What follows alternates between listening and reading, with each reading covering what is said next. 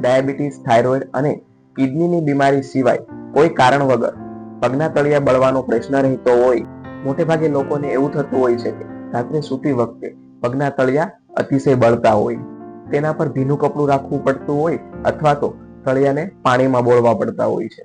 પણ એવું કોઈ ખાસ કારણ નથી મળતું. ત્યારે એમ સમજવામાં આવે છે કે શરીરની અંદર રહેલી તજા ગરમીના કારણે પગના તળિયા બળતા હોય છે. એના સોલ્યુશન માટે આપણે એક રામબાણ ઈલાજ કરવાનો છે.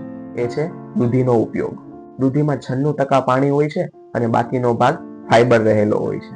તો દૂધીનું જ્યુસ બનાવીને 20 થી 25 દિવસ સુધી દરરોજ તેને પીવામાં આવે તો પગના તળિયા બળતા હોય તેમાંથી કાયમી છુટકારો મેળવી શકાય છે.